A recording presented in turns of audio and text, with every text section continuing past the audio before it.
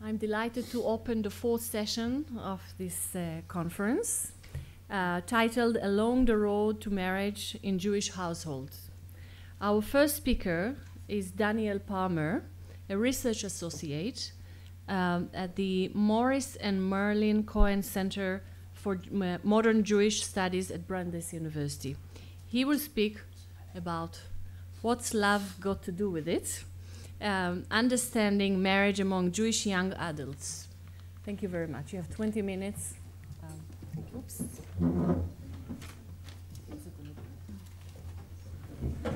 Thank you. So hardly a week goes by in the U.S.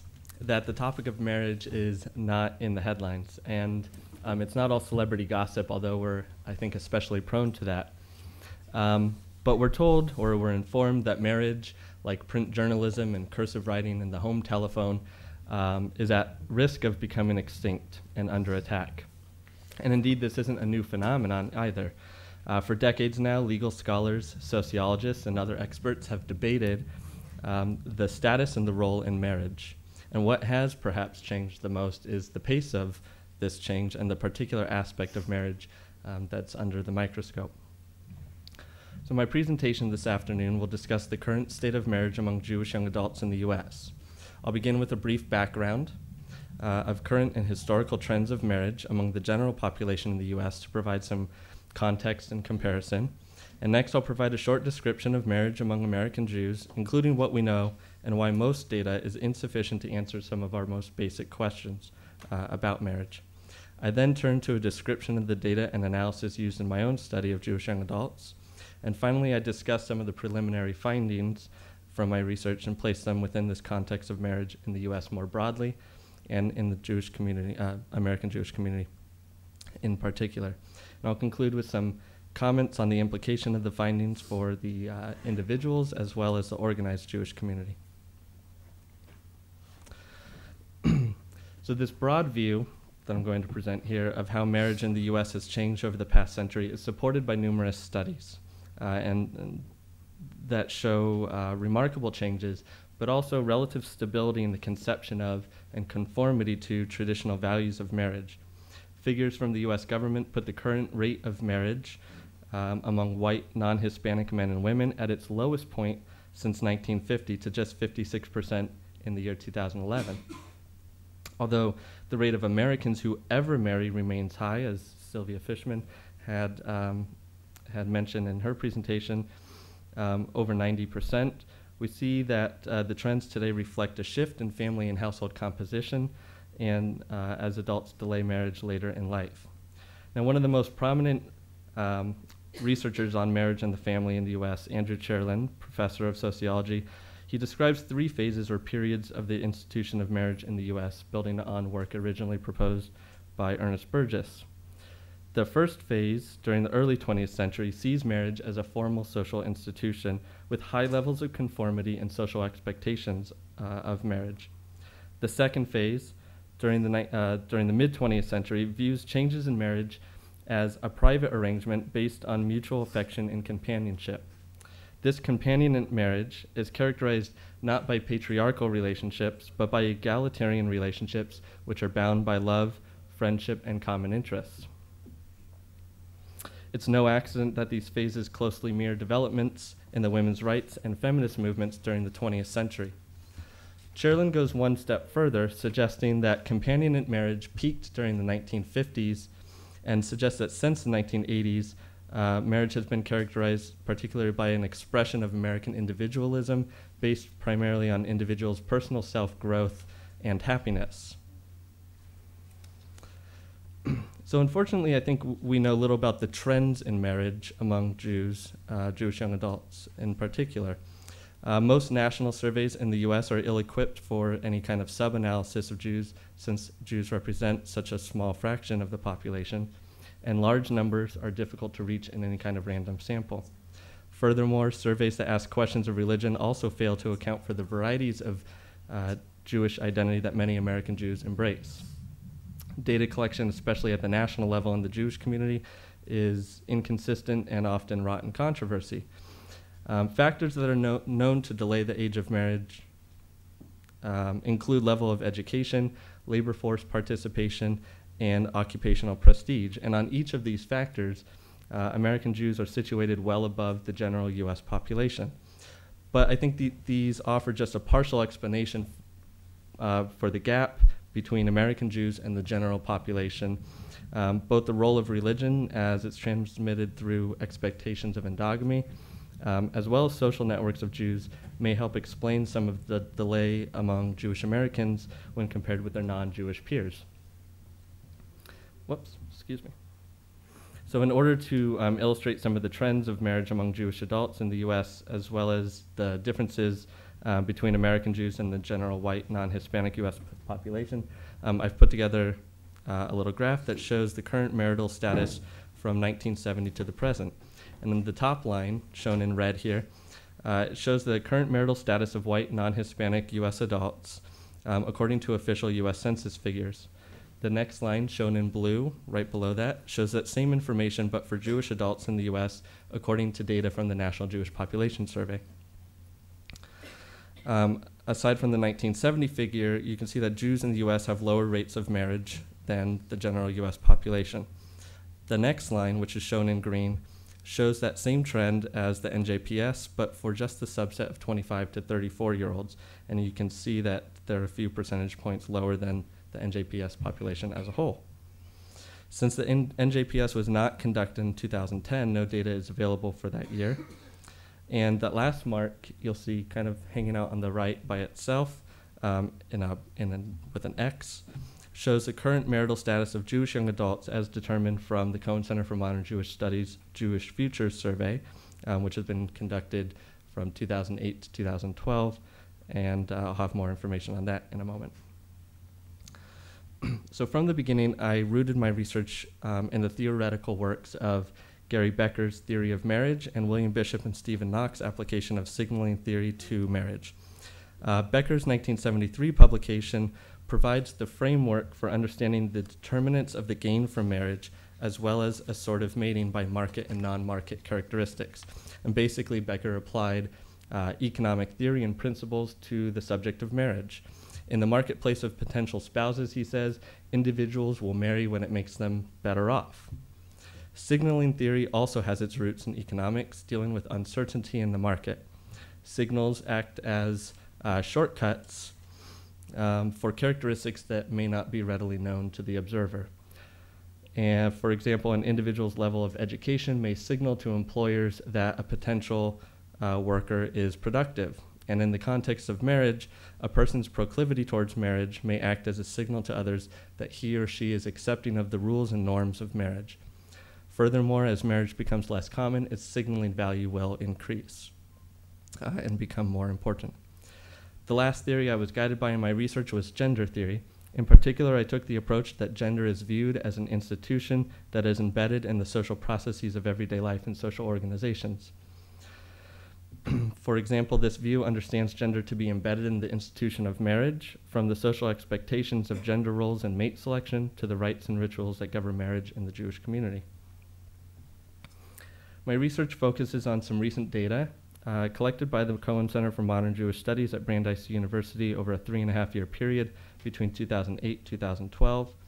The target population is Jewish young adults who have applied to the Taglit Birthright Israel program. And while the quantitative data is incredibly fascinating and revealing, it doesn't answer some of our most fundamental questions about marriage. Namely, why do Jewish young adults marry or not, especially in the context of our society and some of the changes that have been discussed. How do men and women talk about these decisions? So in order to answer some of these questions, it was necessary to interview individuals. A small subsample was selected from the New England region, and participants were interviewed between September and November of 2012. As a mixed method study, I benefited from having a large compendium of data on each of the individuals that I had interviewed, and this allowed me to analyze the qualitative findings in light of their survey data and the larger quantitative findings as well. And although bias is present in any study, this approach I think has permitted me to have greater confidence in my findings despite the relatively small sample. So in the section that follows, I want to focus on three aspects of marriage. First, to describe what marriage means to Jewish young adults. Second, discussing how marriage is the same or different from long-term committed relationships. And third, to talk about how men and women reflected on their decisions in the marriage market.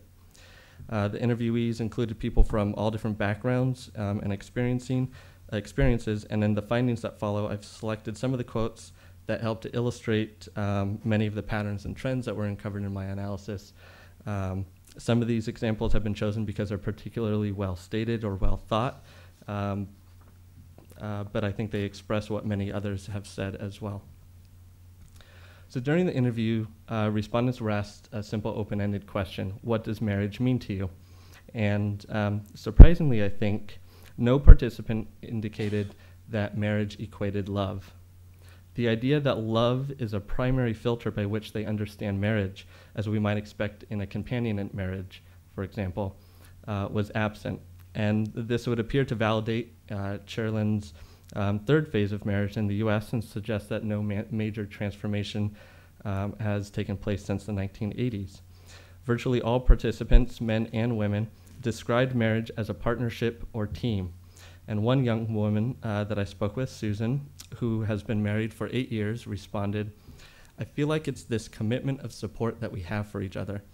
But we're in this phase in our lives now that it's really about our growth, our own personal, professional, and spiritual growth." Now, the language that respondents used reflected the same that a young entrepreneur might use to talk about a startup company. The task of marriage involved finding a partner who complemented certain skills or strengths of the individual and added value to the team. Hannah, a single young professional who was searching specifically for a Jewish partner, told me that I think that marriage is a time where each individual partner can help stimulate and challenge and help that other partners succeed in their own individual pursuits, with whether it's just by support or by helping them make decisions on their life path. As I remarked earlier, the delay in marriage among adults in the US, both Jewish and not, means that a majority of individuals will find themselves in long-term relationships at some point prior to marriage. In my interviews, I asked respondents whether they felt that marriage was somehow different from or the same as a long-term committed relationship. And the findings revealed some interesting insight into how this generation of Jewish young adults understand the decisions that they make regarding marriage. To begin with, virtually all respondents indicated that there was no fundamental difference between the two constructs of relationships. And yet, as they spoke of their own personal foray into the marriage market, whether they were married or not, they indicated that marriage was personally desirable and meaningful to them. As Hannah put it, "No, I don't think there is a difference, as long as I feel like we're both monogamous and very much committed to the growth of the relationship. Now, I don't know, I would be very curious why we wouldn't get married. I guess I would feel a little bit less secure that he or I would want to run more quickly and abandon the relationship during the difficult times. But really, if it was up to me, I would postpone marriage for as long as possible. Even if I knew I wanted to have kids with this person and I knew that we were probably going to get married, because of my fear with marriage, I would be more apt to postpone the marriage or lengthen the engagement for a long time."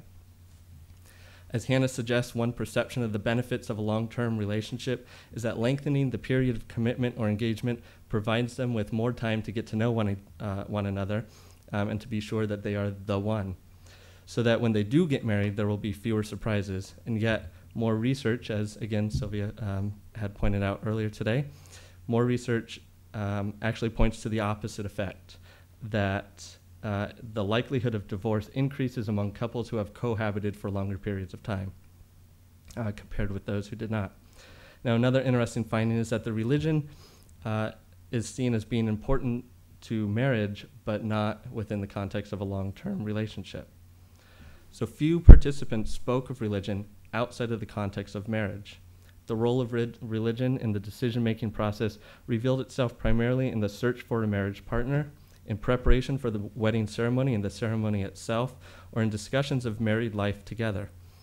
As prior research has indicated, the presence of children greatly sharpens the salience of religion in the marriage as the couple begins to negotiate how to raise their children. But even without children, marriage provoked respondents to think about religion or religious meaning in their life. Take Alyssa, a young woman studying to be a lawyer. As an adult, she rarely attends any religious service, and her own liberal religious upbringing falls in line with the majority of American Jews. Yet, she describes marriage as an important marker of her relationship with Judaism and the Jewish community. For me, there was also the additional religious component, she says.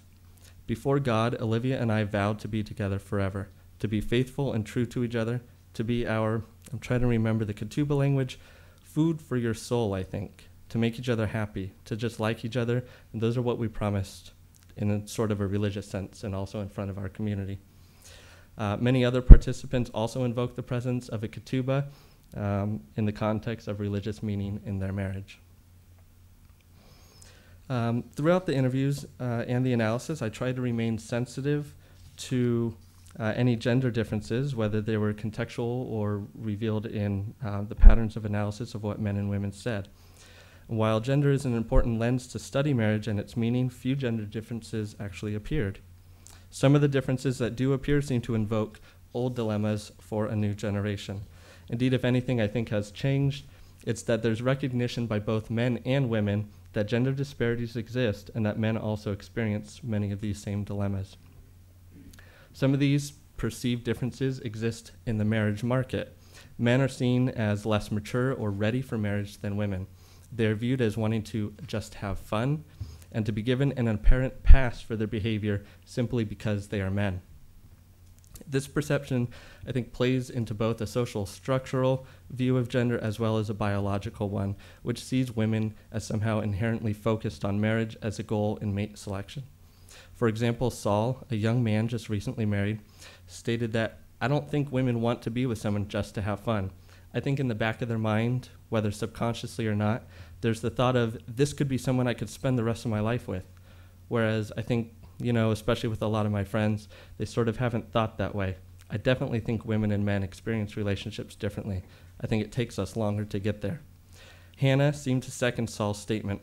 In her words, "The only thing I can say is among my female friends, I feel like they feel more of that pressure across the board of finding someone and getting married and having babies, whereas I don't see that with my guy friends at all. It's just not in their foresight. They just want to have fun. They are totally present day to day. So I feel like they don't have that pressure on them, where for some reason, for women, I feel like there's more of a pressure, and I don't know why. It's just the older we get, the harder it is to meet people organically, and that's when the pressure starts feeling like, oh my God, am I ever going to find, is this ever going to happen?" Aside from the process of mate selection, men and women also spoke of gender variation within a relationship, but particularly within a marriage. Most acknowledged the desire and the need for both partners to work as a source of both individual growth and happiness, as well as to support the financial stability and lifestyle that they expect. What was most interesting was that both men and women voiced their own struggles and concerns while acknowledging those of the opposite gender. For example, several women talked about their desire to pursue and advance in a career, but also their desire to take a hiatus to raise children. But they also spoke of the frustration that they felt that men were then expected to be the financial breadwinner rather than being able to have the same opportunities to stay at home and raise the children. One participant, sort of thinking out loud as she spoke to me, reflected on the roles of men and women. She says, "I do think men should have the same opportunity. I do, and that's when I think it's unfair, because unfortunately either one of the partners need to make money. So whether it's me and he stays home and I, or whatever it is, we would make that decision then, but I really want to do it. And I think most women want to. I feel like women really have a big role to play, and I do feel that pressure for men, that they need to support us and not have that opportunity to stay home. And I think that's really rough. So yeah, I think that there is pressure on both. But there's no question that I think to myself, gosh, how am I going to be Superwoman? There are definitely parts of my career that are going to have to be sacrificed for having kids, but it's worth it because that's so important to me, and that will pass, and then I'll have the rest of my life still for my career, whereas I don't think men think about that much. And it turns out, I think, that many men do think about that. Michael, for example, a young father and husband in an interfaith relationship, told me how he left a job in New York City that promised a strong career track and financial stability in order to work closer to home and be given greater flexibility in his work schedule. The lower demands of his job meant that he could be present for many of the activities and responsibilities that in his own memory his father wasn't present for. Michael related the decision that he and his wife Jennifer made regarding work and family roles. On the subject of staying home to raise their son, he says, Jennifer could do that, probably, and could have done that if she wanted to, but it doesn't make any sense for her to be the one.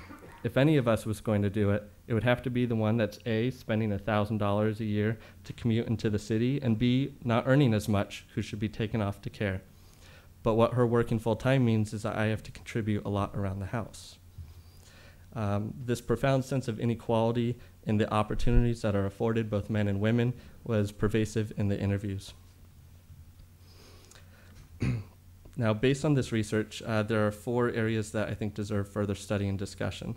The first is that there are ongoing trends toward the delay in marriage, which have potential implications in the marriage market itself. This returns to 2 of the theories that I mentioned at the beginning of the presentation, Becker's theory of marriage and signaling theory. As individuals delay marriage beyond a certain age, the cost of searching for an endogamous partner may become prohibitive because the pool narrows, and as a result, other criteria that they've had that were maybe prior a little less selective may take a more prominent role in the search. Second, the delay in marriage has implications on fertility. Although many changes have occurred during the past few decades, the vast majority of Jewish young adults continue to view marriage as a prerequisite for having children. As individuals delay marriage, the chances that couples will have children at all decreases, that their children will be born with some form of complication as a result of the parent's age increases, and that the overall number of children born to the couple decreases. Third, despite the burgeoning attention given to young adult and young professional programming in the Jewish community, few religious or social institutions have made, I think, meaningful progress in attracting and retaining Jews that are not heterosexual, married, and with children.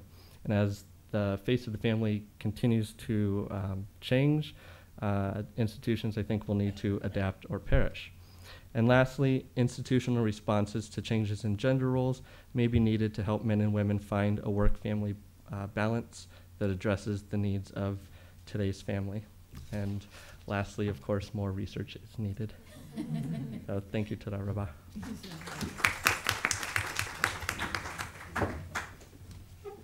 Thank you very much. Our next speaker is Dr. Ari Engelberger of the Department of Sociology and Anthropology at the Hebrew University of Jerusalem. He will speak on how new understandings of love and gender make it difficult for religious Zionist singles to form Jewish families. Thank you very much. See where my PowerPoint is? Okay. Excellent. Okay. This lecture is based on my doctoral research, in which I looked into the issue of the prolonged singlehood among the religious Zionists, Yonidati, in Israel, into the famous Bitzah. I'm going to concentrate today only on the gender aspect, especially on gender issues that come up in dates, or that bothered, that the young single men and women, or not so young single men and women, consider to be an issue. And I'm going to try to put it into context. The research is based mainly on in-depth interviews, but also on surveys and reading.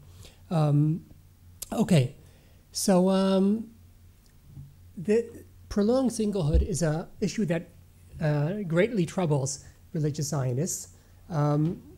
So much so that there are workshops, and even to the Knesset it came with the auspiciously named Jewish Home Party at a conference in order to solve the problem. Now, what's the source of all this worry? There are more single secular people than religious people in Israel. And in a secular society, it's seen mainly as a private issue, not as a social problem the way it is in religious Zionism. So I would like to suggest that the tension that surrounds this issue in religious Zionism has to do with 2 central facts. One is that in modern-day Orthodoxy, religion and family are seen as intertwined. so much so that when one was without family, his religiosity comes into question or is seen as troubled. Communities are made up of families. And if I can give an example from my research, when singles found themselves alone on Friday night, it would seem to them as a tragedy, even though as far as the dry halacha is concerned, there's no reason that a person should not eat a meal on his own on Shabbat, and yet it was seen as tragic because family and religion had become so intertwined. Another aspect, which is inching nearer to our issue, is that a fear of drawing nearer to secular lifestyle. Religious Zionism, as Orthodoxy in general, sees itself as presenting an alternative, better lifestyle than what secular society has to offer. And it's within this that gender separation plays a center role. In all education, religious education system in Israel, there's some level of separation. The question of how much separation leads to internal differentiations within Orthodoxy, but almost all Orthodox in Israel consider a level of separation as crucial to maintain what they consider to be a higher moral education system. Now, indeed, they are successful. Most Orthodox have a high level of separation. As many of you probably know, more and more youth movements are becoming separate. After graduating high school, religious boys go to army yeshiva, where they're separated once again. They come together sometimes in university, unless they go to separate colleges. And it's only in the single society, after going through all the educational systems, that the genders find themselves once again, or maybe for the first time actually, together in a free environment. And it's this lack of separation and freedom that causes, I think, a lot of anxiety among the community rabbis and leaders. Now, in fact, this single society, in which, by the way, even the more Orthodox and the more religious usually attend meals together with men and women that are relatives. In fact, this is just a local version of a global, or I should say Western phenomena, in which young people, after finishing college, tend to move to large cities, create communities or unofficial communities of friends, sometimes looking for experiences in the city, trying out different kinds of attachments. And it's the existence of this possibility which to some extent enables singlehood in the first place. The same way that, say, feminism has enabled women to live on their own, which has caused more divorce. So it's the very existence of this possibility that, of course, has to do with prolonged singlehood, but it also leads to anxiety in a religious community. Now, I see I've neglected the thing here. Okay. Another important late modern context of singlehood is what's known as the transformation of intimacy. That's a term of sociologist Anthony Giddens. As we all know, around 200, 300 years ago in the West, there's a transformation from arranged marriage to romantic love as as the ideal way of getting married. Anthony Giddens claims that over the last 50 years, or maybe a bit less, a second transformation has occurred. And this has to do, of course, with the late modern singles youth culture, which I described above. This transformation has many aspects. It has to do with the fact that, I was thinking about the last talk by Michael Broida, premarital sex and sexual knowledge of the other is considered part of a relationship that should occur already before marriage. There's more expectation for sharing, for emotional. This has to do also with psychotherapy and its influence on the world. And there have been research which said that it's more a need of women than men, but either way, both sexes come to expect some level of emotional sharing, of telling stories about their childhood, etc. And this is part of a relationship. While in the past, the claim is that this was not as much seen as taken as a given. And one more point I'll point out here is that somewhat surprisingly, romantic love, falling head over heels, was considered a prerequisite to marriage in the past and less so now because in Victorian times or even in the 50s, there was more lack of, it was a separation that to some extent enabled this. When there's a total mixing of the genders, the feminine mystique is to some extent necessary in order to imagine, because romantic love, as we know, is somewhat of a fantasy. So when we hit hard reality by having relationships before marriage, this changes the whole situation. Now, getting back to our issue, this being the background in general, I want to talk now a bit about. Give me 5 minutes more at the end. Okay. Okay. Getting back to our situation now, I want to go back to talking about religious Zionist dating. But first, I should. We have to get the facts straight. As I said, most of these singles have been, to some extent or to a large extent, separated from free relations with the opposite sex for many years, and then they return to the, or they find themselves in a place where there are more relations. The dating, religious Zionist dating, is an issue in itself, which I will not go into today. But one point I should make is that there is an expectation, unlike secular society where dating at some points can be a leisure act, there's a certain kind of practical utilitarian expectation, so that you're expected to go out for a while and then become serious at some point, at a point which is usually earlier than what's in secular society. In fact, often on first dates, couples will already be asking questions about how many children, and then they'll tell themselves, okay, this is stupid, we shouldn't be asking this, we're only on a third date, but it's there. And this is part of the religious, this is between where they stand in between the arranged marriage system and the late modern, what Giddens called confluent love, as that option. They're somewhat in between, not quite in Victorian situation anymore, but in some kind of a middle place. Yeah. So before I go ahead to the dates themselves, one more point about the religious Zionism and gender relations. I don't need to talk about religious Orthodox feminism. I think we've spoken about that today. I do want to a bit about surveys that were conducted among religious high school girls in Israel and boys. Specifically, I want to refer to the research of Bilha Admanit, who found that, not surprisingly, girls were more feminist than boys, religious girls than boys, in their expectations regarding gender roles after marriage. Who should work, who should help at home, etc. Religion plays a role here, but even the more religious girls were more feminist in their attitudes than the less religious boys.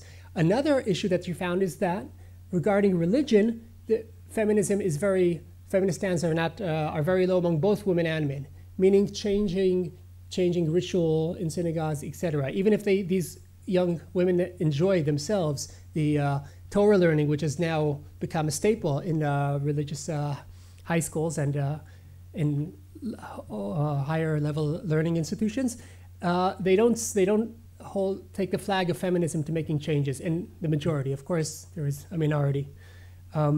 Okay, so to the dates.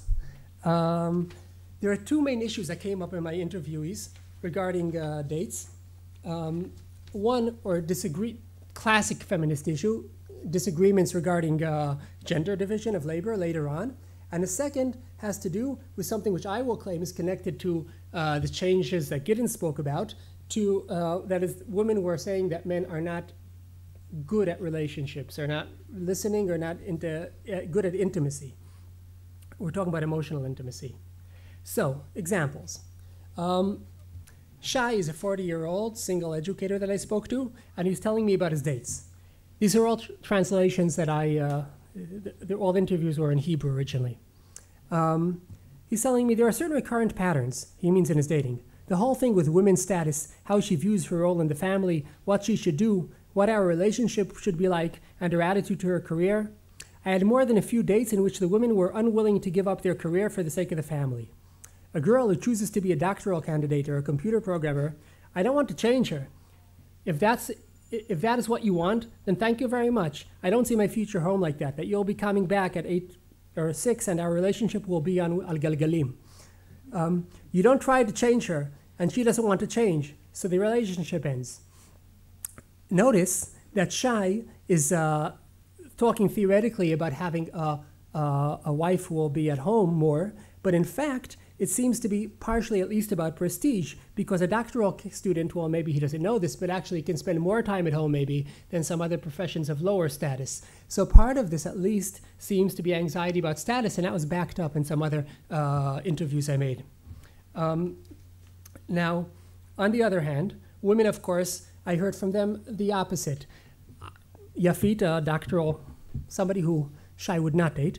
I think my profession ruins a lot of relationships for me because boys are scared of the doctorate. It doesn't make them feel good. Zelo selem tov. Now, just going quickly here, so moving on along the line a bit.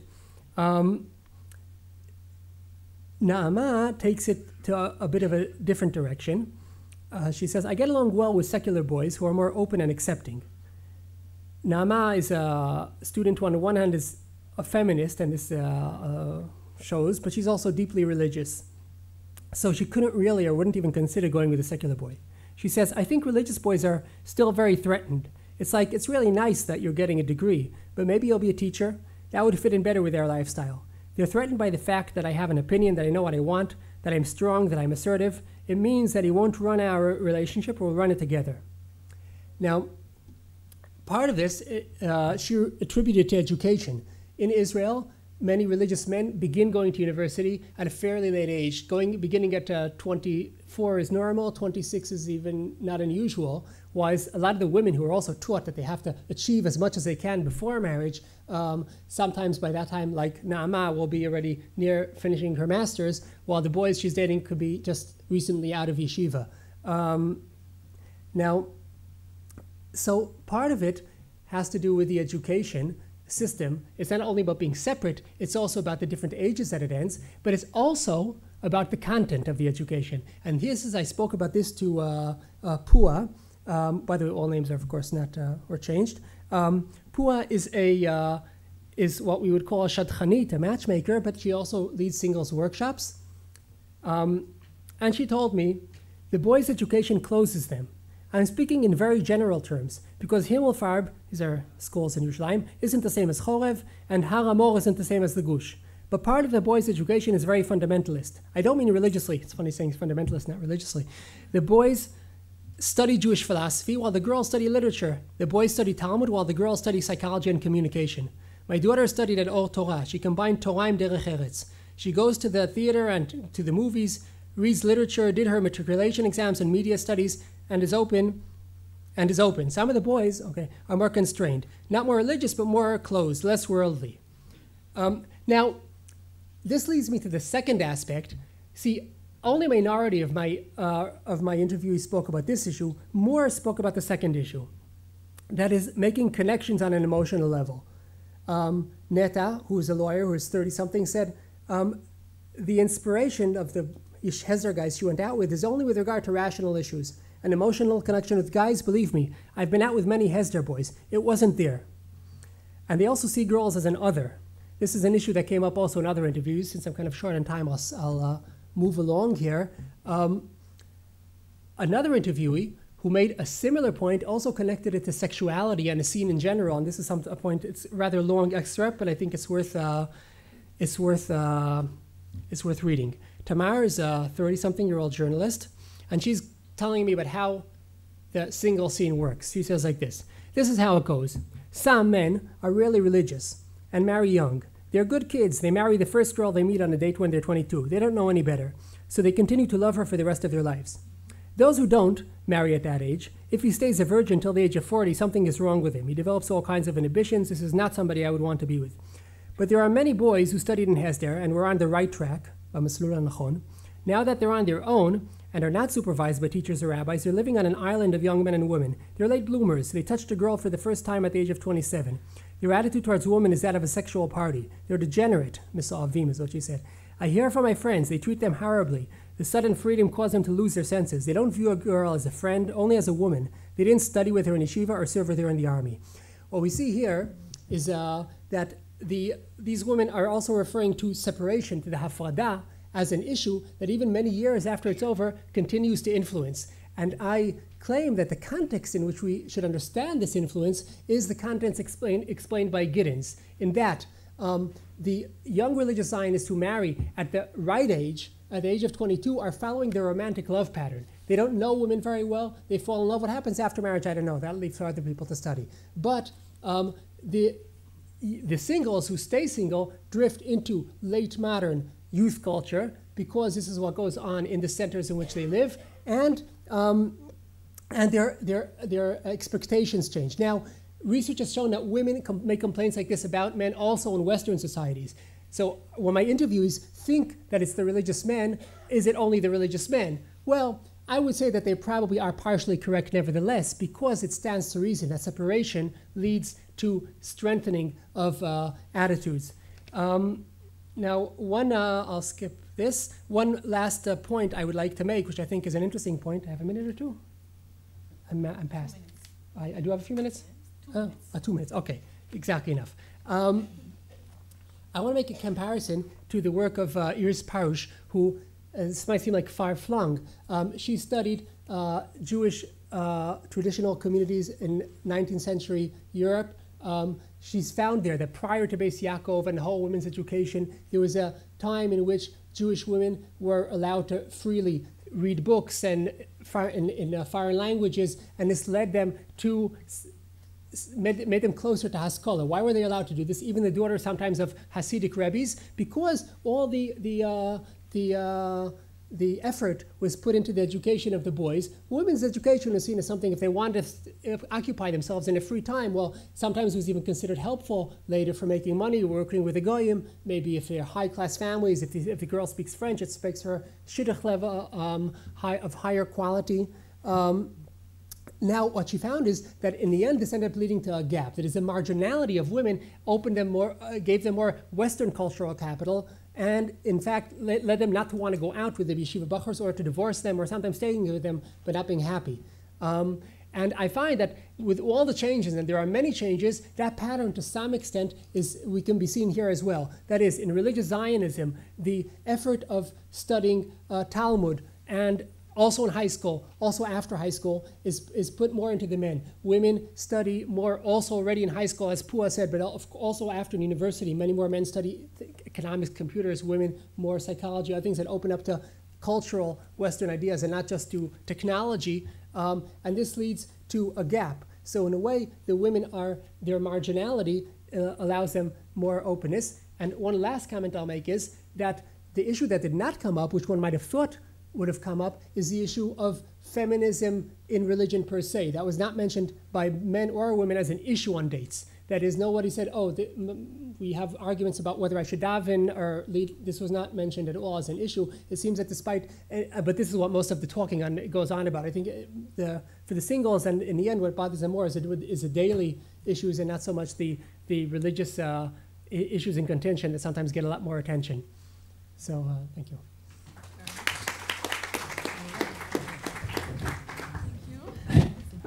Third speaker, Dr. Nurit Novis-Deutsch, who will speak in Hebrew, so with your permission I'll switch to Hebrew now.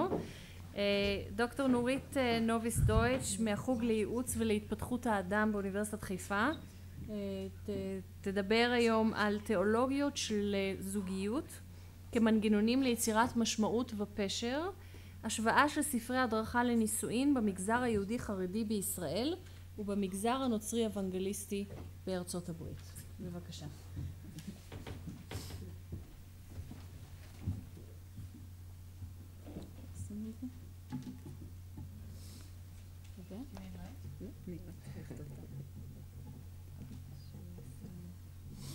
אוקיי, אז שלום לכולכם, וברשותכם אני אפתח בהמחשה של הנושא המדובר. רחל ושמואל הם זוג חרדי שנשוי מזה 10 שנים. יש להם 6 ילדים, שמואל לומד בכולל ורחל מורה באולפנה. בשנים האחרונות לא קל לרחל בנישואיה. היא מרגישה שהיא לא זוכה לתמיכה רגשית מבעלה, היא גם כבר לא כל כך מעריכה את האופי שלו, האמת.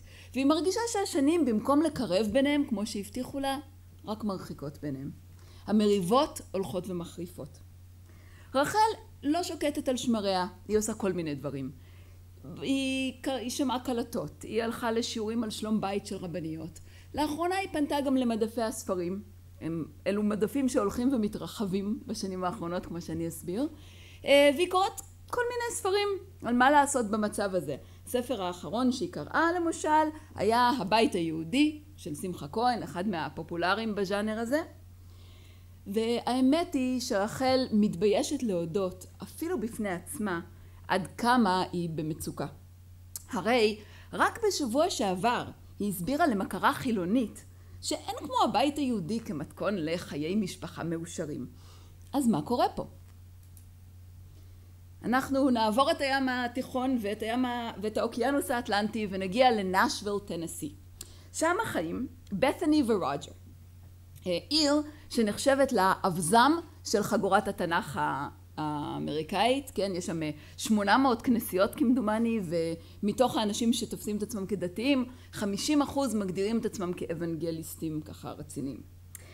אז בת'ני ובעלה הם נוצרים אדוקים, שמאמינים בסמכות המוחלטת של כתבי הקודש, נמנעים משתייה והימורים ופעילים מאוד בכנסייה. לזוג 3 ילדים שבת'ני מלמדת בבית, בהום סקולינג, זה מקובל, 80% מה2 מיליון אמריקאים שמלמדים את הילדים שלהם בבית הם נוצרים דתיים. אבל למרבה הצער, בשנים האחרונות גם בת'ני מרגישה שנישואיה עולים על סרטון. לא מאוד ברור לה איך, למרות הקפדתה לקבל עליה את עמדת בעלה בכל החלטה חשובה, עמדה הידועה כמייל הדשפ, יואל דיבר על זה קודם, עדיין כל כך קשה להם ביחד. אבל זה המצב, הם פשוט לא מסתדרים. גם בת'ני לא מוותרת בקלות. מתוך מדף רחב של ספרי הדרכה נוצריים אבנגליים לנישואין, היא קראה לאחרונה בשקיקה את Created to be his helpmeet של דבי פרל, זה יצא לא מזמן, ויש לה, מחכה לה ליד המיטה, מחכה לה הספר Sacred Marriage. What if God designed marriage to make us holy rather than happy? אז היא באמת ככה מקווה שזה יעזור. כדי להבין מה ימצאו אנשים בספרים שהן פונות אליהן, בואו נפתח בשאלה מה משותף לשתי אנשים שתיארתי. ראשית, הן חולקות מקום בקצה השמרני של סקלות הדתיות שלהן.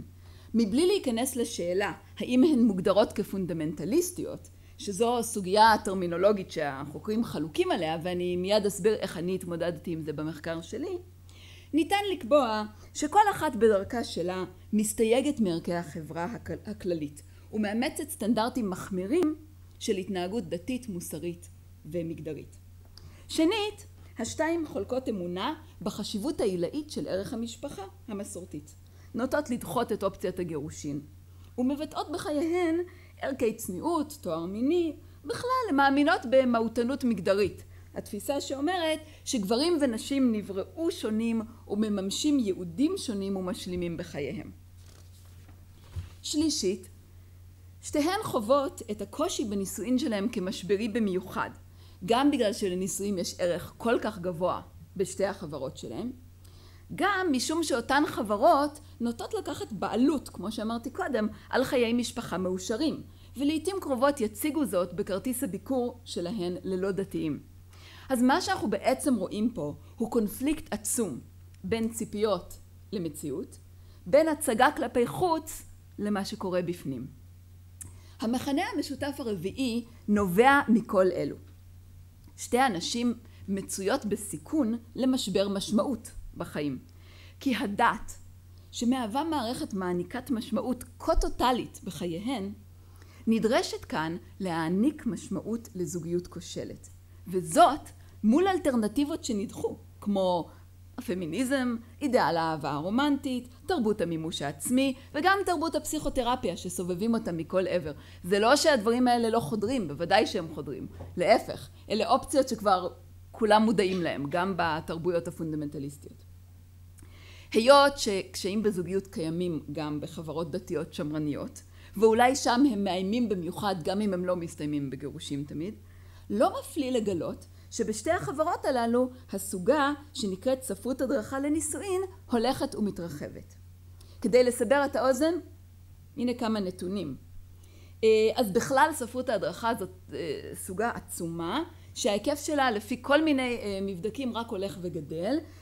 למשל ב-2010 נמכרו 13.5 מיליון עותקים של ספרי הדרכה, וזה משקף מגמת גידול שאפשר לעקוב אחריה באופן רציף כבר 25 שנה. רק ככה לדוגמה, אני חושבת שבשנה שעברה השוק הכניס, תחזיקו חזק, 11 מיליארד דולר, משהו כזה. וגם בארץ מדובר באחת הסוגות הנמכרות ביותר, אם כי היה לי מעניין לגלות שספרי בישול עוקפים אותם בתור.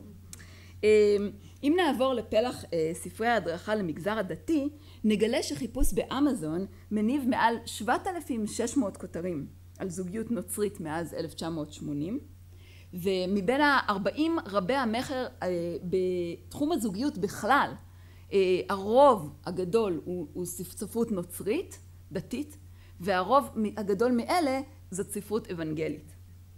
בארץ, מאז 1981 פורסמו 220 כותרים שונים של ספרי ייעוץ בנושא זוגיות ונישואין למגזר הדתי והחרדי בעברית. זה המון כשחושבים על גודל המגזר. וכל שנה מתווספים עוד כמה עשרות ספרים למדף הזה. אז במחקר שאני אספר לכם עליו היום, אני ניתחתי 24 ספרי הדרכה דתיים, משני המגזרים, היהדות החרדית והנצרות האבנגלית.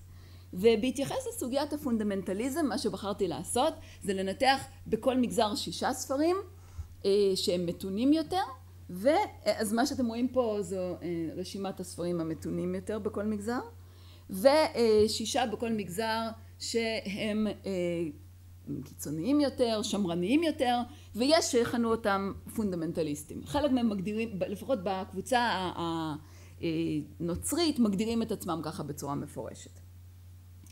אוקיי, אז הממצאים של המחקר הם מגוונים, ואני לא הולכת להתייחס לרובם, כל מה שקשור דווקא ביחסי היררכיה ומגדר ושותפות לעומת, כל הנושאים האלה אני אגע בהם פחות. אני רוצה להתמקד בסדרת קטגוריות אחת שמצאתי בספרים, שאני מכנה אותה תיאולוגיות של זוגיות, אוקיי? ואני אציג את זה, אני מתחום הפסיכולוגיה, פסיכולוגיה של הדת. אז אני אציג את זה כמנגנון של ייצור משמעות עבור הפרט. אז אני אתעכב רגע על שני המושגים האלה, אוקיי?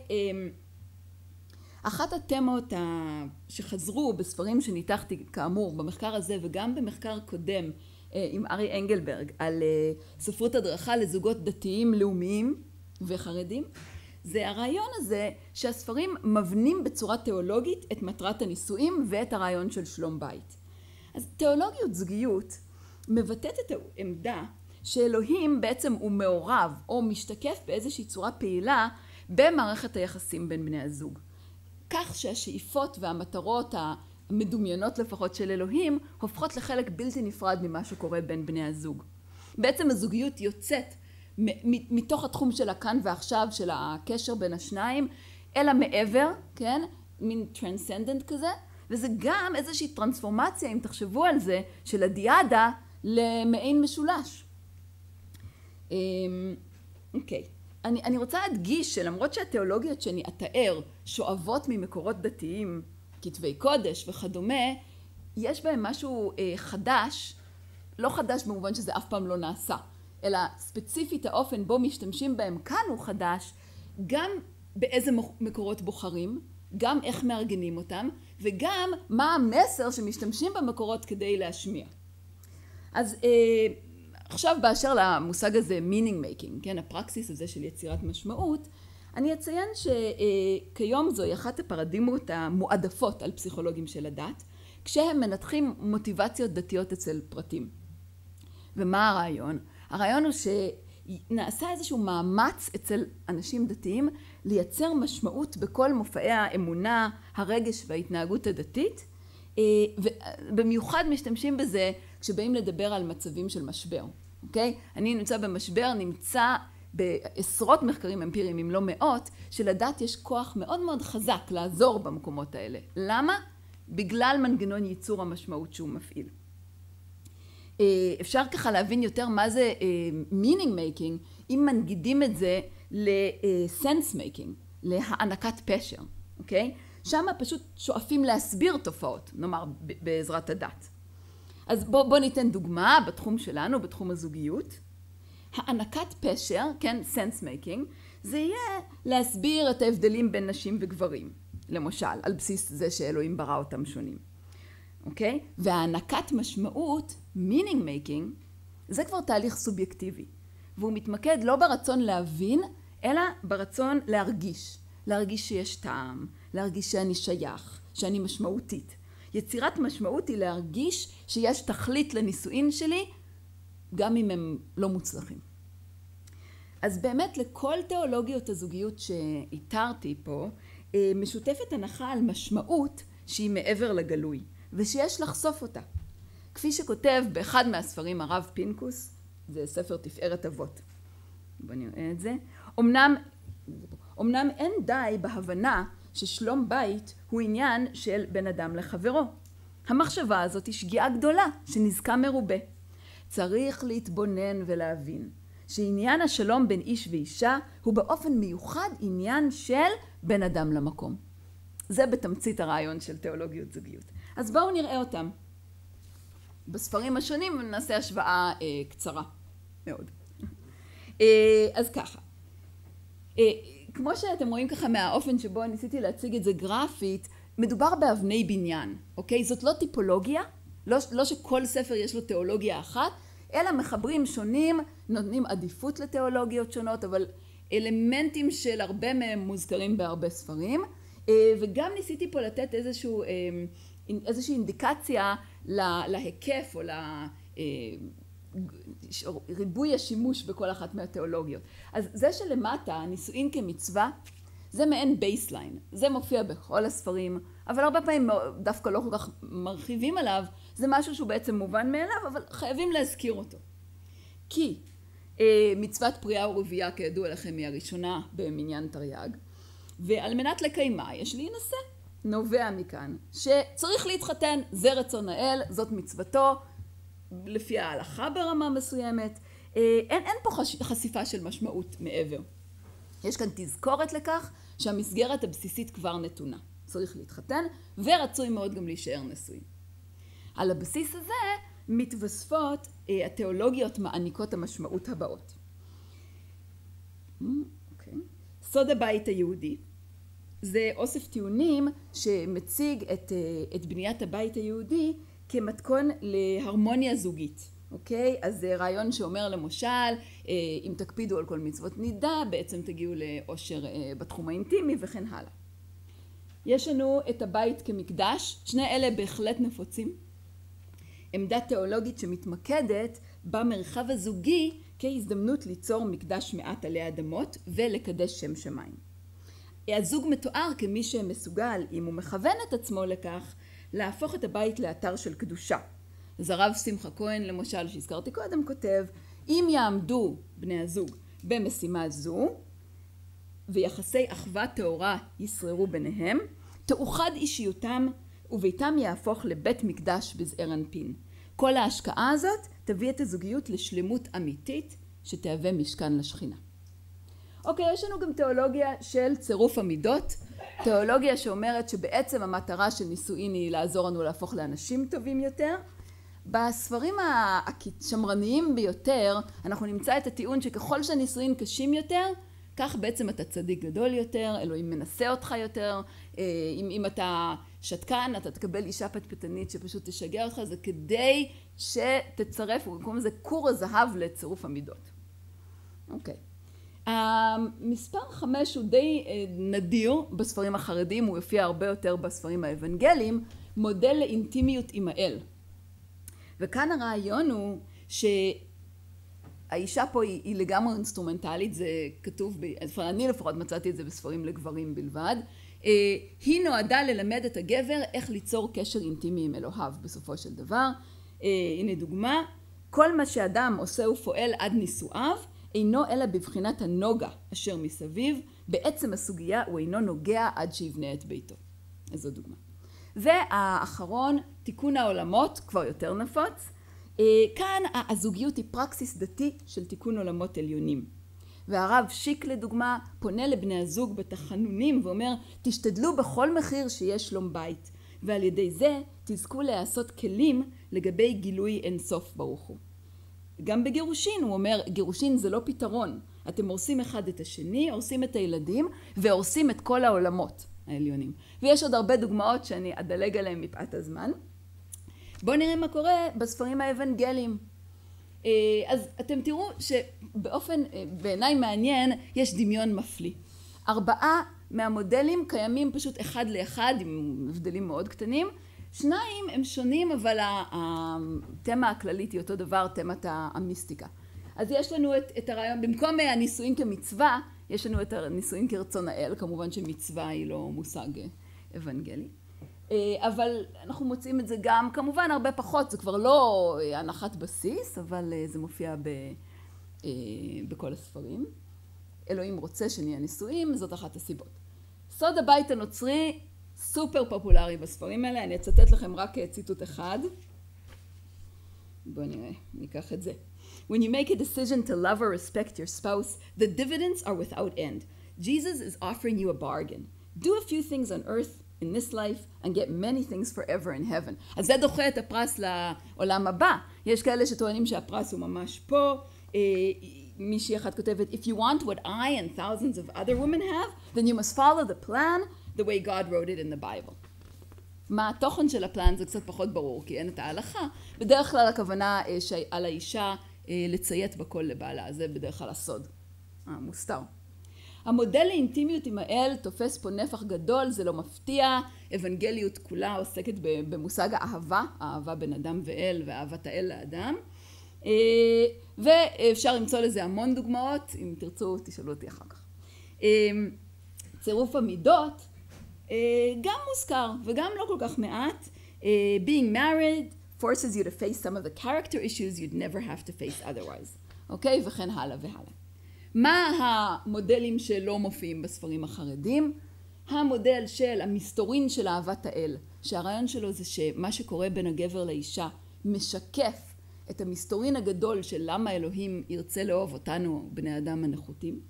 והמעניין מכולם בעיניי המסתורין של השילוש הקדוש. אז פה אני כן אקרא ציטוט אחרון. Your husband, that he may appear to be, is appointed by God to be your immediate superior. Don't worry about the quality of his leadership, for he is under the oversight of Jesus Christ. In all of this, submit to your superior talk. Remember this. God is focusing our attention on the heavenly pattern.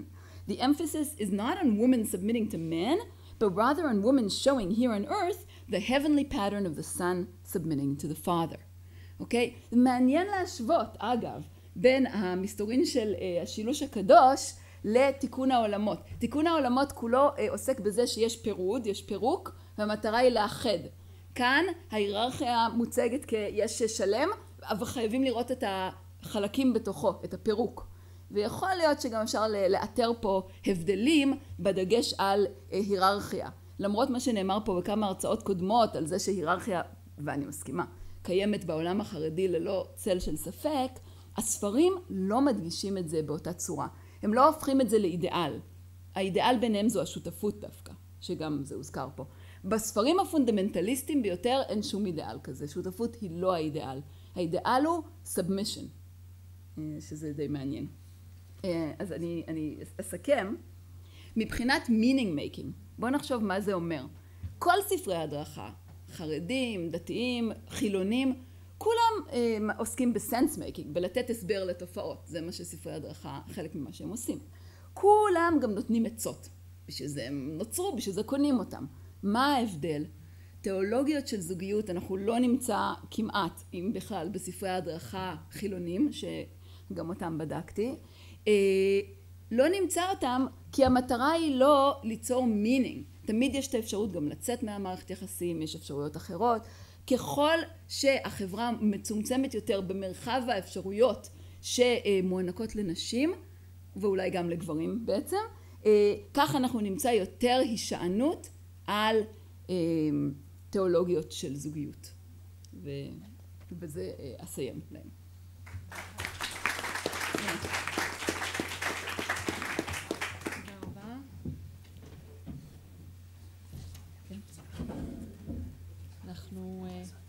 switch to English again. I think we will open the floor for discussion and we'll take comments and questions. Okay.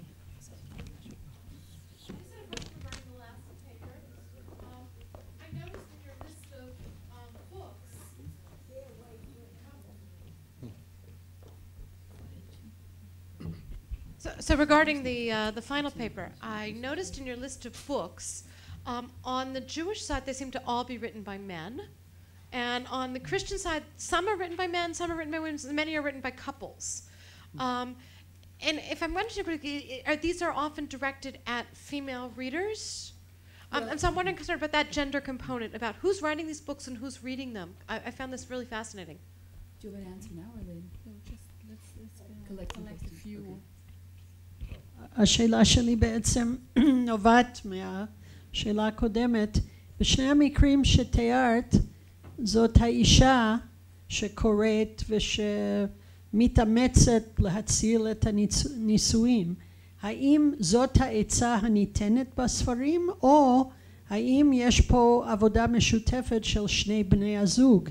ובאמת תהיתי אם בני הזוג פה היו מודעים בכלל לבעיה הזאת שקיימת אצל נשותיהם.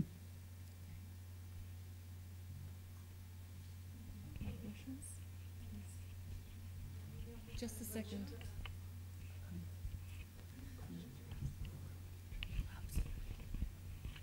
השאלה שלי לנורית, אני חוקרת מתחום המשפחה ואנחנו בהסברים של יחסים זוגיים נוטים לבחון לפעמים דרך תיאוריית ה-attachment מודלים של עבודה או דרך התיאוריה הקוגניטיבית סכמות של עבודה שזה מבנים של אמון בסיסי של יחסי תמיכה של תפיסות בזוגיות והממצאים הם חד משמעיים שככל שלאנשים יש איזושהי רמה של סכמת על, של חשיבה, של אמונה בבני אדם, על היחסים, על המשמעות של הקשר, ככל שהמימד הזה הוא גבוה יותר, אז האיכות של הקשר זה מתבטא בכל מיני היבטים, כל מיני מדדים של סלחנות, של פחות שיפוטיות, של יותר הדדיות וכולי.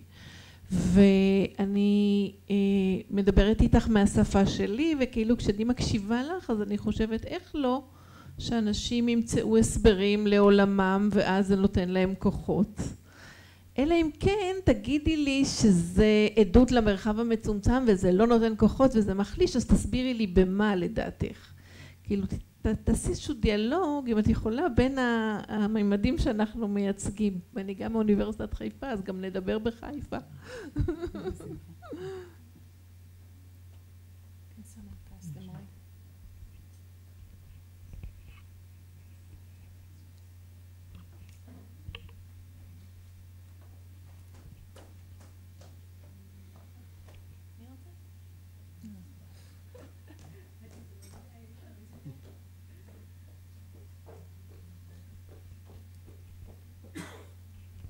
גם השאלות שלי הם לנורית.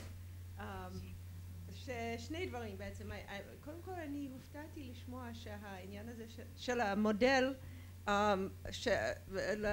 שהאישה משמשת מודל ליחסים בין בני האדם לאלוהים, שזה לא כל כך שיחק בספרים היהודיים כי זה מושג מאוד ידוע בקבלה. אז רציתי לדעת אם זה בכל זאת, אני לא יודעת אם אולי בספרים שברקע חסידים זה משחק יותר או אם, כלומר זה באמת הפתיע אותי. והדבר השני רציתי לדעת אם יחד עם המחקר של הטקסטים עצמם אם יש איזשהו מחקר על האפקטיביות שלהם, כלומר אם יש, כלומר שאנשים אחר כך דיווחו שזה עזר להם, או שהזוגות, טוב את דיברת בעיקר על אנשים, שזה עזר להם, שזה להתמודד עם, כלומר אם יש איזושהי קורלציה כאן. Do we have questions to the other two panelists? Avi?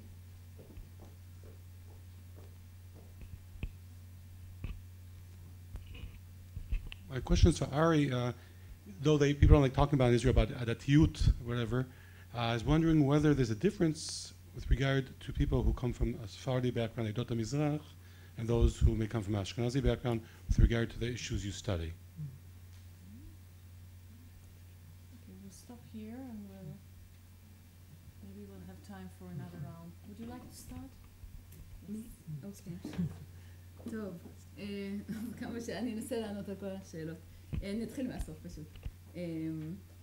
לגבי השאלה של האם הספרים האלה עוזרים, באופן כללי, זו שאלה כללית על ספרי הדרכה, יש על זה דיונים רבים על למה יש כל כך הרבה מהם, לא רק ספרי הדרכה לזוגיות. האם זה אומר שכל האנדבר הזה לא מצליח, לכן צריך להנפיק עוד ועוד ועוד, או שזה דווקא מעיד על כמה זה כן מצליח, שהציבור צורך עוד ועוד כי זה כל כך מועיל. יש על זה ויכוחים. אני לא ערכתי מחקר אמפירי בעניין הזה, יש לי רק את עצמי להעיד, כמי שישבה וקראה 24 ספרי הדרכה, אני הרגשתי שהם די מועילים. אבל זה את צריכה לשאול את בעלי קצת יותר בשביל לקבל את הפירוט. לגבי השאלה, אני חושבת השאלה המרכזית פה הייתה על נשים בתוך כל הסיפור הזה, מה המקום. דווקא על זה יש נתונים כלליים, שוב, כמה מספרות ההדרכה נקראת על ידי נשים, המספרים הם עצומים, הערכות השונות נעות כמדומני בין 74%, אני חושבת במחקר הכי נמוך שקראתי, 95% במחקר הגבוה יותר, כך שכן, סך הכל אין ספק שזה ז'אנר נשי, אין לי נתונים על כמה קוראים את זה בעולם החרדי, אני לא יודעת שזה נעשה.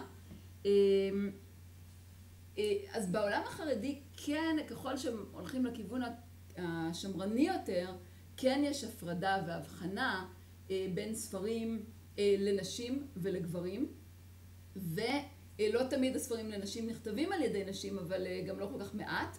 מה שכן קורה, וזה בשתי הקבוצות, זה שהגברים נדרשים לתת איזה מין אישור, שזה באישורם במיוחד בספרים הפונדמנטליסטיים, כן? כי יש נשים שטוענות שאסור להם לכתוב ספר בלי שהבעל ישר, ואז אנחנו מוצאים ספרים שכאילו כתובים על ידי זוג, ובפועל הרבה פעמים רואים שמי שכתב את הרוב זאת האישה. יש את זה גם בכמה ספרים חרדים, נכון, ירמיהו ותהילה אברמוב בדיוק, הרוב נכתב שם על ידי תהילה אברמוב לפי כל הסימנים, ויש עוד כאלה. בהחלט יש ספרים שנכתבו על ידי נשים לשאלה הזו. הייתה שאלה האם הבעלים מודעים למה שעובר על נשותיהן. שוב, זה לא משהו שהספרים אומרים אותו בפירוש, אני מניחה מאוד שהתשובה היא כן, ולכן יש בהחלט גם סאב סוגה שמיועדת לגברים ולשאלות שלהם, והרבה מהספרים אתם תמצאו ורסיה לגברים וורסיה לנשים. אישה כמודל של יחסים בין אדם לאלוהים לא שיחק בשום ספר חרדי שקראתי, זה באמת מעניין. אני חושבת שזה בגלל שהמסר שמנסים להעביר הוא לא מסר של היררכיה. עם כל כמה שההיררכיה נפוצה בתרבות הזאת, זה לא אומר שמנחי החברה זה מה שהם רוצים לחנך וללמד. והמסר הוא יותר של שותפות ואיזה מין אידיליה כזאת של שני חלקים שיוצרים שלם. מה שאין כן בחברה הפונדמנטליסטית, באמת בקצוות השוליים שלה, חד משמעית האישה צריכה לעשות רצון בעלה בכל תג ותג. והייתה השאלה האחרונה של האם בעניין של סכמת חשיבה, והאם אפשר לקשר את זה, ואני חושבת שזאת שאלה מצוינת.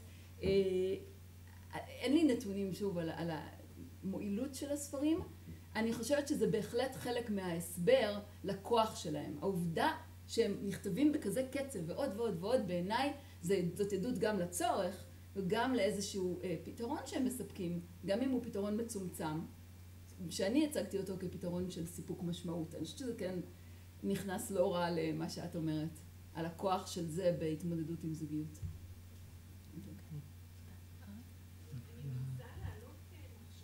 סליחה. לא שומעים אותך בלי מיקרופון וגם את הדיאלוג אולי אחר כך. תודה. נשמח אם לא, האמת היא שזה נורא קצר. אני במחקר שלי לא ראיתי הבדלים בין מזרחים ואשכנזים. כן אפשר לציין שהחלק הראשון, זאת אומרת, אלה שדיברו על עניינים של תפקידים זאת אומרת, גברים שהפריע להם, היו ויכוחים על תפקידים בתוך המשפחה אחר כך, זה כן היה האגף היותר דתי מבין המרואיינים. זאת אומרת, גברים יותר דתיים, יותר היו להם חילוקי דעות עם אנשים שיצאו איתן לגבי העניין הזה של תפקידים מגדריים.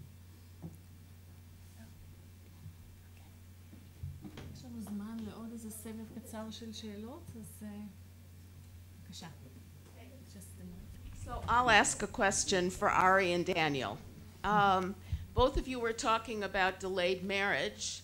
Ari made the case that part of the reason why religious Zionists have delayed marriage is because men and women are separated from each other for so long that the men don't know how to be human beings. Just to simplify this. Daniel, on the other hand, was describing a situation where we can't blame it on that. So I wondered if the two of you could talk to each other's work a little bit about, I mean, I'm thinking about the concept that Yoel Finkelman introduced earlier, that sometimes ambivalence or tension can produce very diverse responses to similar situations. I don't know if that's helpful, but I'd love to hear the two of you talk about your similar phenomena in dramatically different environments.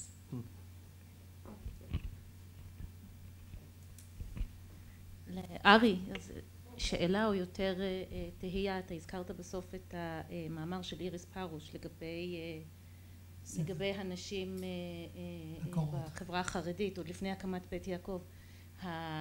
מה שהיה בתחילת שנות ה-20 של המאה הקודמת, הוא שבאמת היה פער מאוד גדול בין הבחורות שלמדו בבתי הספר הכלליים והיו מאוד מאוד אינטליגנטיות, וזה יצר בעיה מאוד מאוד רצינית לזוגיות, כאשר הבחורים יצאו מתוך החיידר והישיבה ולא היה להם כמעט שיח, אנשים היו הרבה יותר מתגמות. הפתרון היה הקמת בית יעקב. מרגע שהוקם בית יעקב הזוגיות הפכה להיות הרבה יותר שוויונית כאשר הורדת אנשים.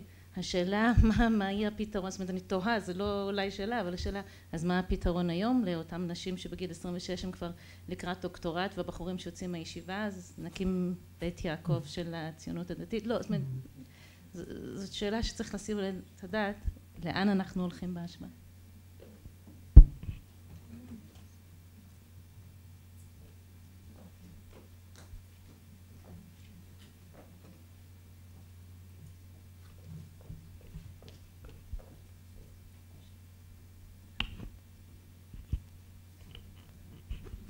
Maybe just to continue the question of Professor to Daniel and Ari, maybe besides talking to each other about the different aspects of your works, maybe we could take a moment.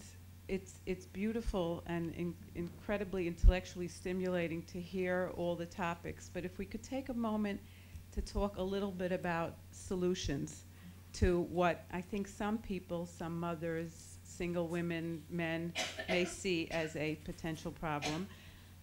If the single statistic is much later that women and men are marrying, and this point that you made, Ari, about cohabiting prior to marriage and or gaining deep knowledge of the partner, not always following from one another, and that has become the norm. Actually, it was the norm already many years ago, but funnily enough, the statistics show that when people are marrying after they have lived together, the rate of divorce, we spoke about it in the morning, is much higher.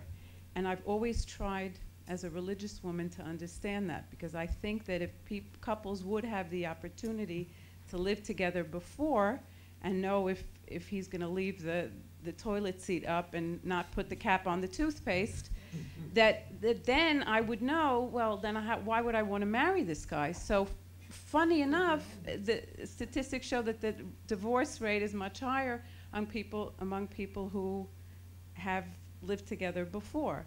And if the point of the religious Zionist group is that the problem is that they're being separated for so long, but then isn't the desire and the hope to be able to be in a relationship, and how can we fix that? The last question.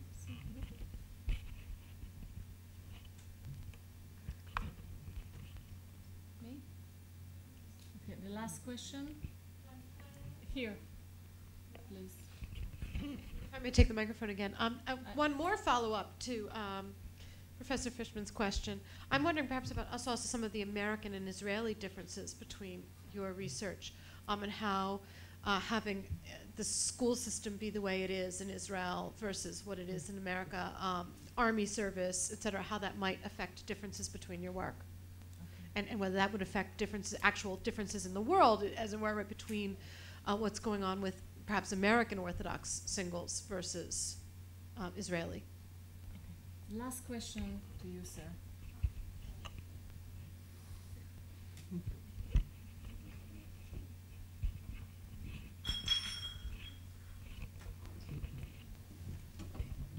So then just to follow up on those questions, Daniel, and maybe Ari too, I mean, I'm making an assumption that maybe in the Dati-Leumi community that they do see that as a problem, but I'm wondering if, in fact, Daniel, the people who you spoke with see delayed marriage as a problem, or if they see it as simply the normal state of affairs, whether they would agree that there's a solution that's needed to this, and in fact, whether or not you think that, you were showing us the data and comparing it to the white non-Hispanic population, but whether perhaps it might be more helpful for us to see what people of a similar educational level or people who live in the same area, demographically in urban areas where these young people tend to congregate, what are the marriage rates with those populations? And in fact,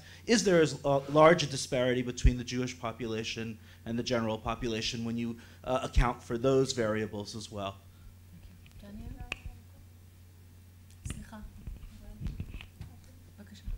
Okay.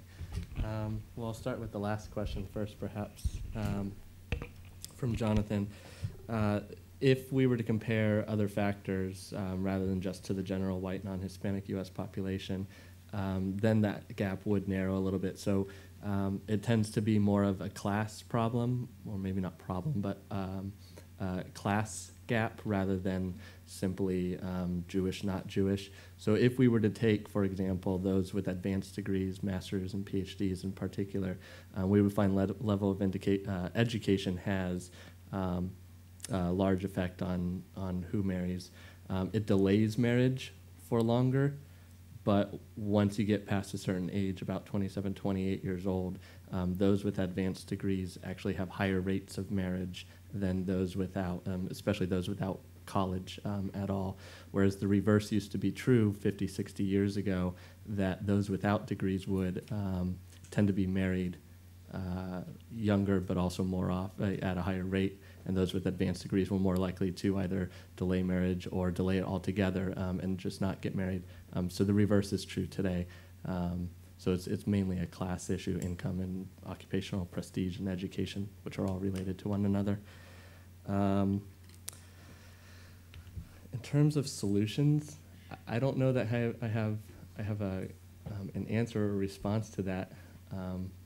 I almost feel I'm a messenger rather than to provide solutions. I certainly have thoughts on the implications for these things, some of which I had discussed.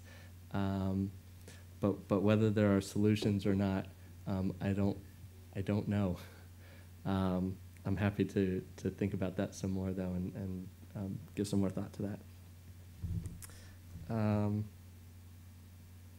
So there's a couple of other questions here. I guess I'll start with yours, Sylvia. Why the difference in the findings? I guess on the one hand, we have Ari's religious Zionist community that delays for different reasons than the group that I spoke with. I think had I focused solely on an Orthodox community, whether modern Orthodox or other, that I would have found similar findings and similar results. And in fact, some of them, so 3 people that I spoke with were identified themselves as Orthodox or modern Orthodox, and they did in fact provide similar reasons as the religious Zionists. and the majority, though, did not. So some, let's see, responses. Well, so one of the women that I had used a couple of quotes from Hannah. She spoke about delaying marriage, particularly because men, she felt like the men that she had dated weren't ready or weren't mature enough yet, and that she often found, and she was looking particularly for a Jewish man, so she was sort of holding out for somebody who was Jewish and had all the criteria that she wanted, educated and funny and whatnot. So she did speak about delaying marriage for those reasons, but I didn't find many men who were intimidated by women's education or their status. So in that sense, I think it was different. And then just one response to the finding that cohabitation and that cohabiting prior to marriage increases the likelihood of divorce. So it's particularly for those couples, or at least one partner within the couple that doesn't have an intent of marriage, that we see that when they eventually do marriage, and many of them do, because of the insistence on one for one reason or another, particular with children, they'll eventually get married. And so it's not just simply cohabiting that kind of leads to the likelihood of divorce. It's all kinds of underlying problems, whether it's the fear of commitment from one partner, or well, it's likely not the problems like leaving a toilet seat up, I guess is what I'm saying. So it's not the little things that, you get to know somebody better and so you can determine whether they're a good partner. It's there's a lot of other issues, I think, that delay marriage, and that those issues come up after they're married. They kind of think, okay, well, maybe it'll be okay, and they'll rationalize various behaviors or things, and it turns out that it's really not. Maybe it wasn't the right match to begin with in terms of a marriage. I also want to start from that question, because I don't know exactly what the research that had these findings, but it seems clear to me that there are other factors here. That is, Haredim don't cohabitate in the first place, and they also have a very low divorce rate. So people who cohabitate in the first place are people whose attitudes towards marriage are quite different. And that's really what my whole research was about, in a way. I'm not saying, I think this might have been misunderstood, I'm not saying that because there's separation, therefore the rate of their singles have a hard time getting married, because look at the Haredim, they have extreme separation and a very strong, a higher rate of marriage. I'm saying that there's a transition in the world. I'm referring back to Giddens. There's a transition which from the 80s and 90s has become stronger, in which it has to do also with the lifestyle, also with what some people call prolonged adolescence, that is bringing attitudes that have to do with not wanting to commit, experiencing life, et cetera, et cetera. It also has to do with the social setting, like I said, the big cities, but it also has to do with expectations regarding relationships. People who cohabitate are also more likely to have had many serious relationships before marriage. Once again, this is a very different situation than somebody who married at the age of 21 and 22. So I'm saying it's not so much the separation per se, it's the fact that these religious Zionist singles are, so to speak, between realms. They are raised in a realm that raises them to Victorian marriage. Victorian might be a bit extreme, but more or less Victorian separate spheres of gender, and falling madly in love at a young age and marrying. And then they gravitate towards a very different late modern new society, but still the dating norms, their dating norms are the same dating norms that they had when they were 22. So you have people who, on the one hand, have also, many of them have also sexual experiences, not all, have also relationship expectations that have to do with intrigue, sharing deep secrets, whatever, but the dating system still constrains them to, okay, where's this going after 3-4 dates, and all that. And I think it's a tension here that causes some of the problems. And that brings me to the issue of solutions. In a way, I'm not happy about people here looking for solutions for the singles to get married. I think that's part of the problem. The solution I want is for people to stop looking for solutions for them to get married. My point is, I brought it up in the beginning of the talk. Part of what being Orthodox today means is having a family, and singles don't find a place within communities.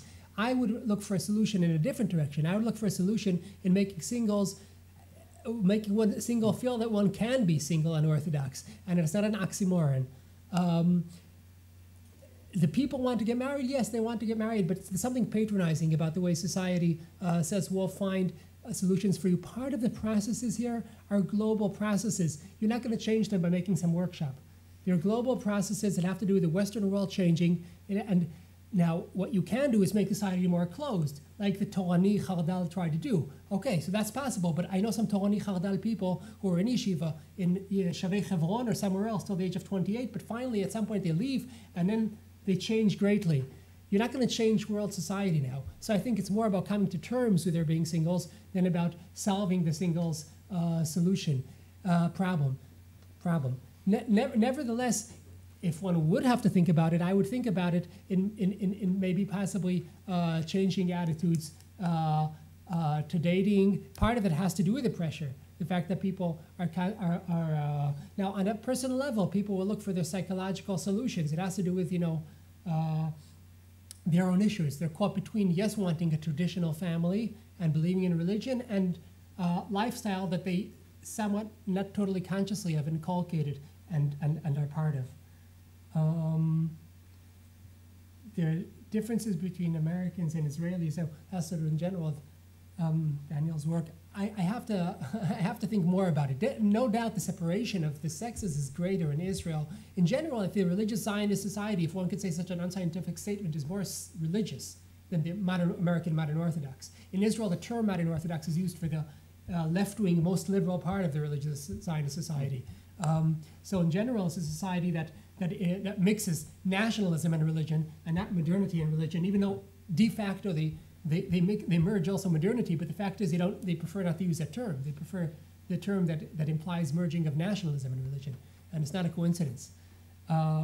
So I think I would have to, that's an issue to think about more. Thank you very much. I would like to thank you all for your participation. I would like to thank the panelists and the organizers that invited me and allowed me to listen to 3 excellent papers and a lovely discussion. Thank you very much.